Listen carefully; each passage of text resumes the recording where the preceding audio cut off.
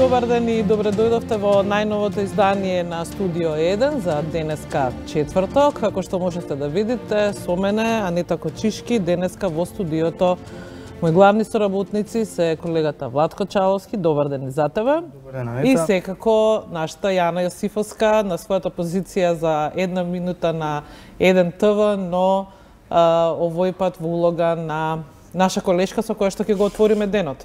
Добар ден и за тебе.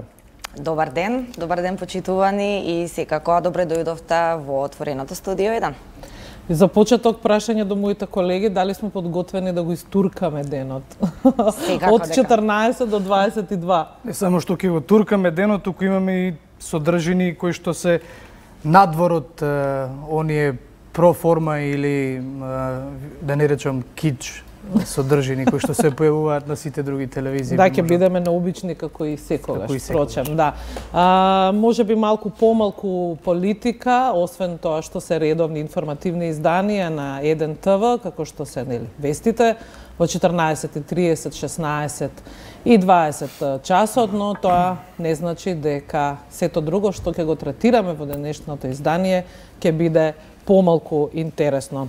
На самиот почеток одиме со вистински приказ за тоа што ќе гледате денеска.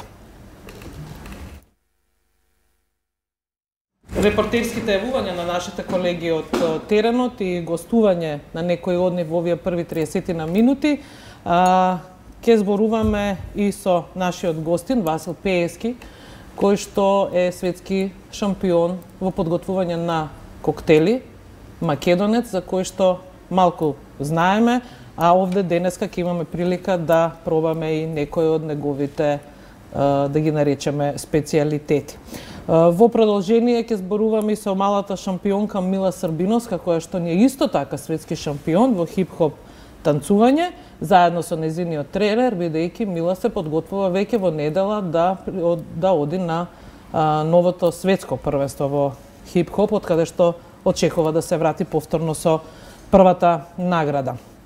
Во периодот меѓу 15 и 25 и 16 часот и колегата од спортската редакција Сладжан Ивковиќ ќе има гостин во студиото. Овој пат ќе зборуваме за мотоспортот и повторно еден шампион.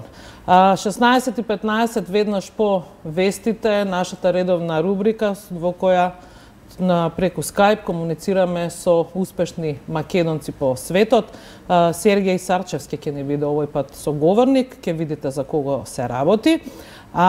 Веднаш по него со уште еден млад талентиран човек, тоа е Филип Димишковски, кој што ја освои наградата за најдобар млад џез музичар во Македонија. Од 17 часот ќе правиме мало портретирање на познатиот колумнист Агим Јонус, кој што досега не сте имале прилика, предпоставам да го запознаете во таква една слика, а тоа е кој е всушност Агим Јонус. И некаде од 21 часот разговор во студиото ќе имаме со режисерот Јани Бојаджи, чисто филм дигна на вистина сериозно голема прашина од оспоруван до нарекуван контроверзен. Ке ги разчистиме дилемите вечерва во 21 часот. Така ли е? Чаловски, веќе заедно ќе го работиме тоа. Кочишки, од она што видов, од она што знам, нешто видов, ние веќе имаме тројца шампиони денеска. Денеска е шампионски ден, и јас тоа констатирав, да, на вистина шампионски, но тоа не значи дека нема и други шампиони кои што нели ќе се трудиме понатаму да ги третираме. За нас и секако шампиони се секој кој што е веќе во студиото поради некакво признание. Така е.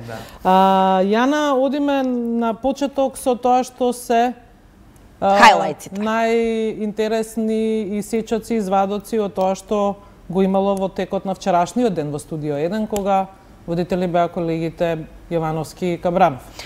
Да, за подсетување, почитувани секако во однос на цела онаа состојба во која што моментално се наоѓа државава. Имаше доста интересна дебата, како што споменавме во синоќешното отворено студио со колегите Ацо Кабранов и Борјан Јовановски, каде што при тоа своји мислења и ставови околу онаа главна политичка тема која што не тангира изминатиот период избори или амандмани и сите оние случувања во законодавниот дом.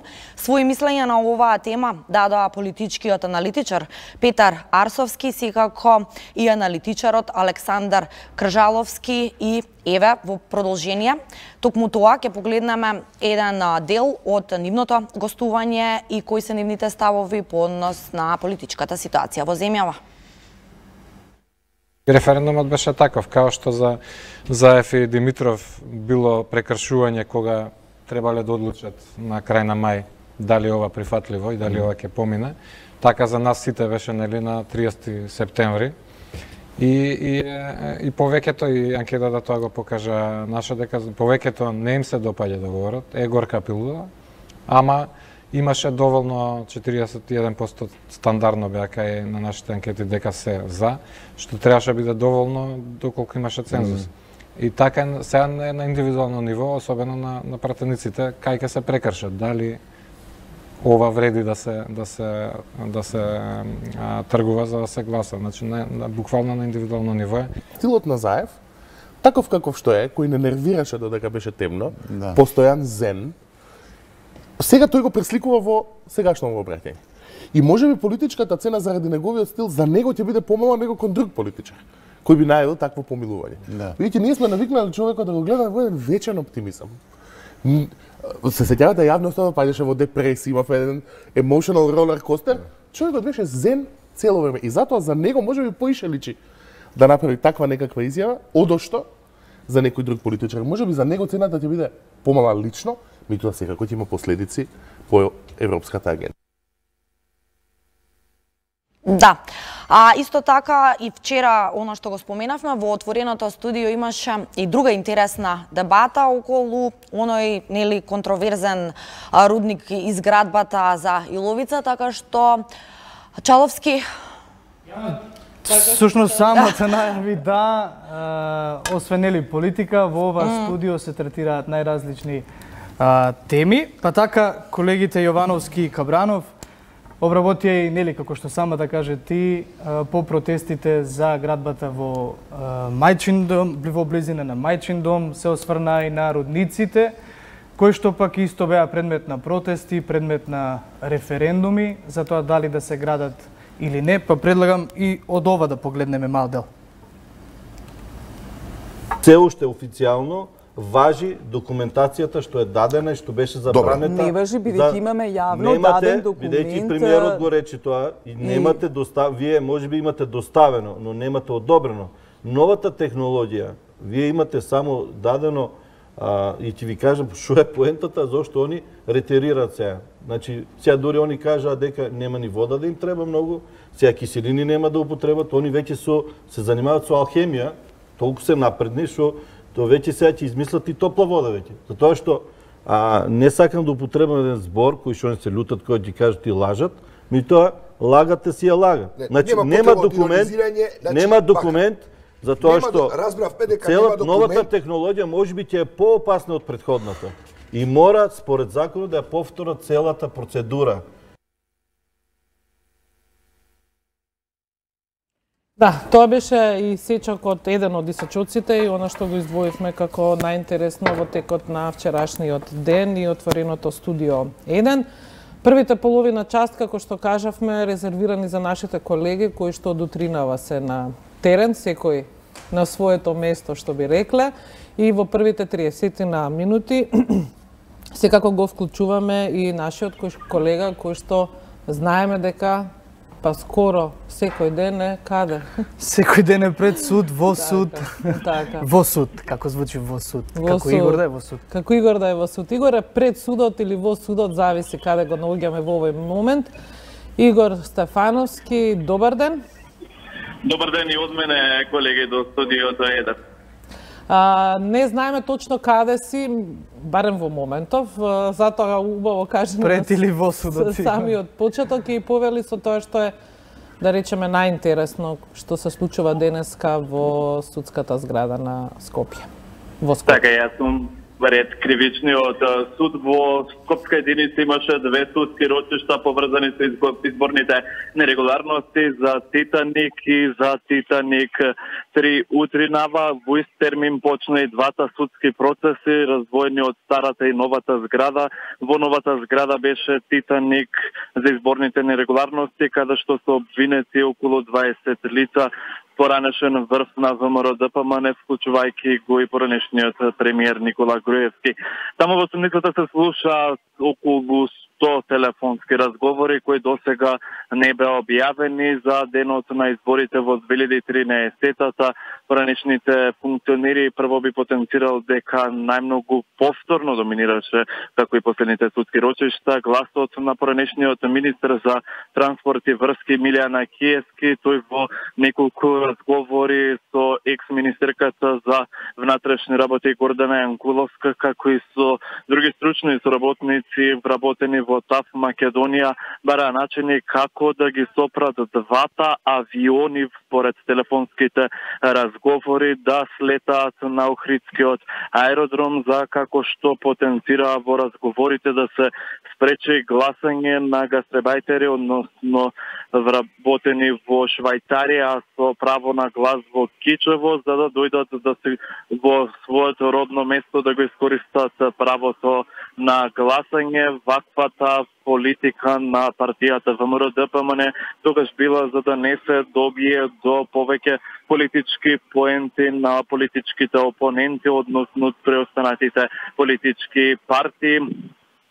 Споменува различни начини од типот на тоа барем еден авион да биде сопрен, односно со различни предлози, или да лета подолго време околу воздухот над Охрид, или пак да се случи сообраќајна несреќа, сообраќајни инциденти, да биде во застој автопатот, односно патот од Охрид кон Кичево, да поспоро да бидат изнесувани од авионот патниците во него и слично. Дури на моменти се споменува и трактори, камиони натоварени на автопатите да бидат, за да биде сообраќајот во застој за нели да постигнат целта, односно да не стигнат луѓето кои што планирале да гласаат во Кичево. Меѓу другото, на судскиот процес од презентираните телефонски разговори кои досега се необјавени, се слушна и по присилување на еден начин на жители, на граѓани да гласаат за политичката партија ВМРО ДПМН во 3 локации, во 3 општини во Скопје. Меѓу другото, административците да носат поголем број на гласачи со порака, цитирам: ви благодариме што гласавте за ВМРО ДПМН, вашиот глас и носи позитивни придонеси на нашата партија. Во овој процес заврши порано од предвидениот термин, бидејќи пратеникот Илија Димовски, кој што исто така обвинет за изборните нерегуларности, побара. Обвинителката Лиле Стефанова немаше спротивставување на тоа дека Димовски, пратеникот, има неодложливи обврски во законодавниот дом. По завршувањето на судскиот процес, тој не сакаше да коментира дали има притисоци, дали тој лично има притисоци во однос на уставните измени. Рече дека се што имал кажал од собраниска говорница, поранешниот премиер пак на овие прашања не даде одговор, туку ги напушти медиумските камери, додека во однос на телефонските разговори кои што беа презентирани внатре во кривичниот суд, обвинетиот Милијана Киевски, чиј што глас, како што и претходно потенцирав, најмногу се слушна во судската сала на Кривичен, рече прво да се толкува автентичноста на телефонските разговори. Само да напоменам дека претходно пред една година апелација како второстепен, односно повисок суд од Кривичниот потврди токму бомбите да бидат доказ во судска постапка. Овој процес заврши претпладне, а во меѓувреме во стариот Кривичен, во старата зграда на Кривичниот суд, се уште трае процесот Титаник 3 за изборните нерегуларности за време на локалните избори во 2013 година во чаир каде што винети се исмет гури и ејупалими. Во овие моменти и тече распитот на последниот сведок во оваа постапка за изборните нерегуларности, а претходно еден од сведоците даде различен исказ од тој во специјалното јавно обвинителство и пред судот рече дека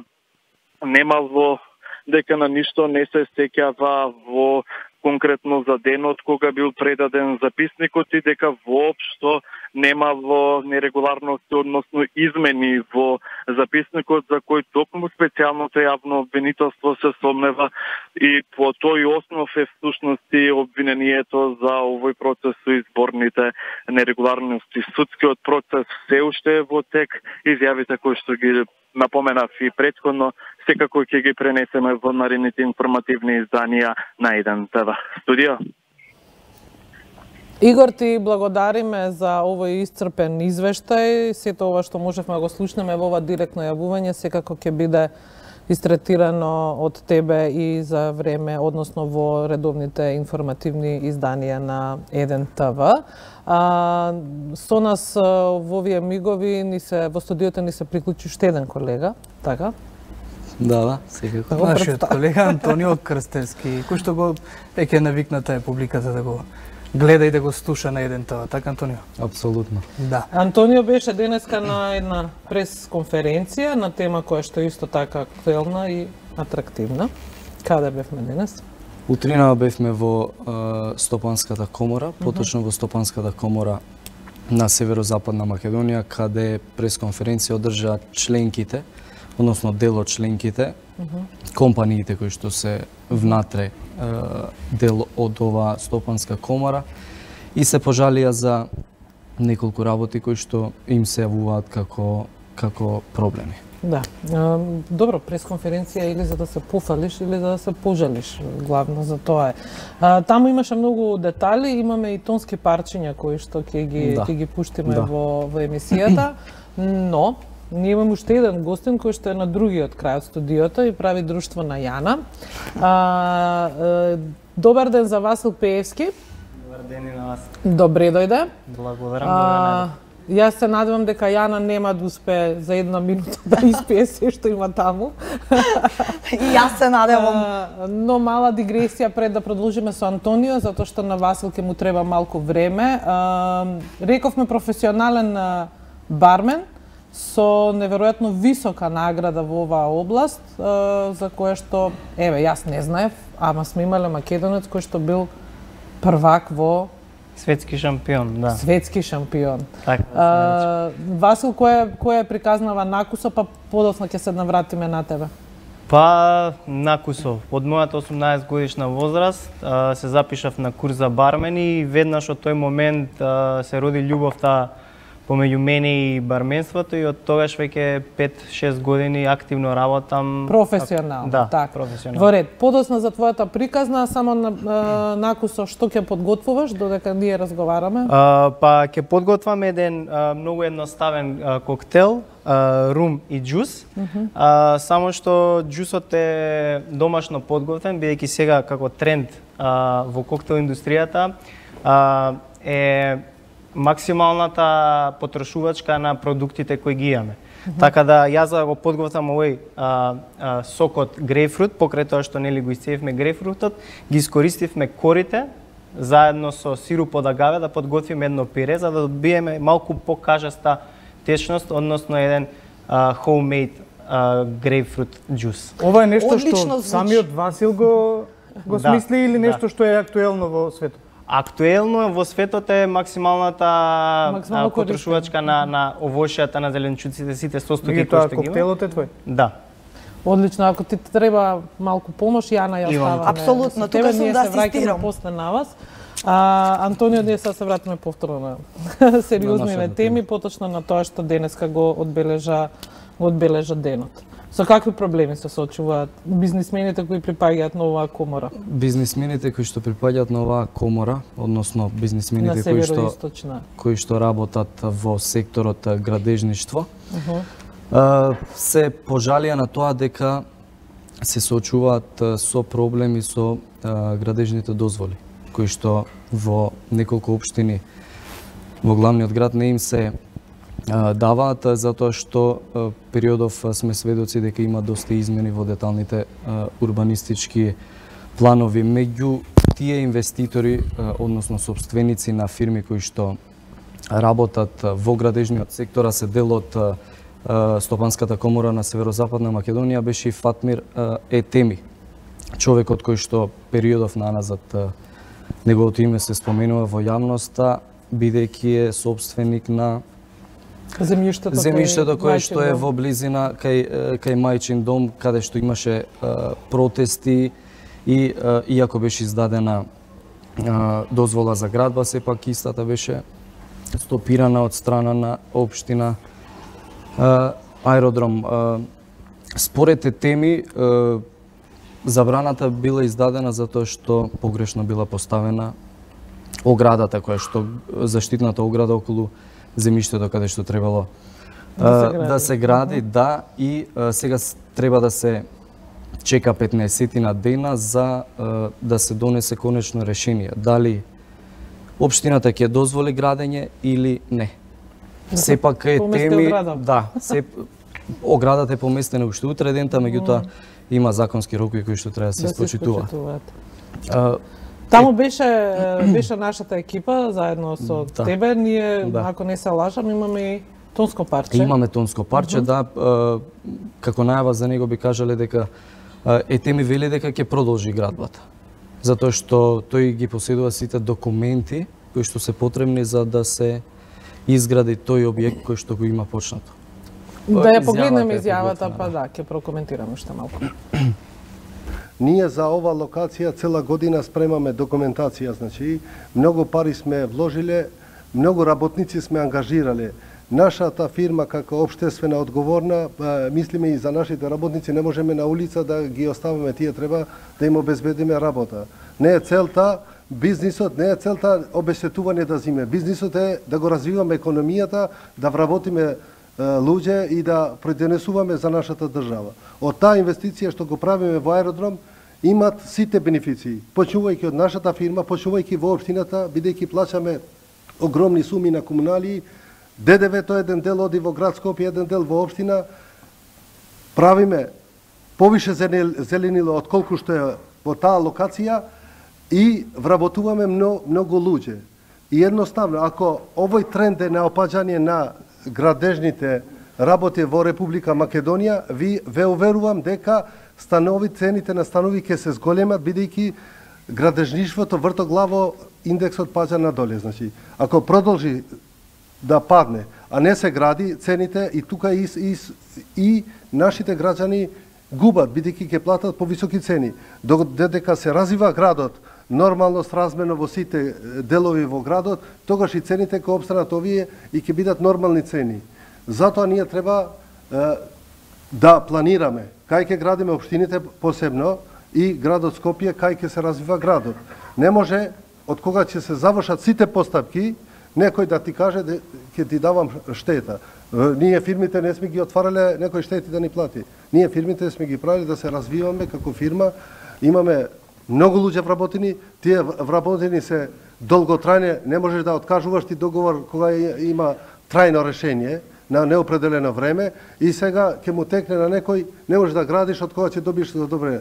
Првенствено, ако не сум имал право законски да градам, тогаш требало да не ни издават одобрение за градба. Да не ги зимат парите, ние ќе знаеме од почеток дека нема да се гради тука и ќе мислевме за други проекти. Што се случува сега? Преку ноќ не можеш ти да маневрираш и да одиш во друг проект, бидејќи проектите во градежништво не се ден за ден, туку тие се планираат долгорочно со години. Добро, Антонио, секогаш кога се вакви прашања во фокусот на јавноста, интересот на граѓаните, на оние кои што протестираат, и тоа и така треба да биде, нели? Апсолутно.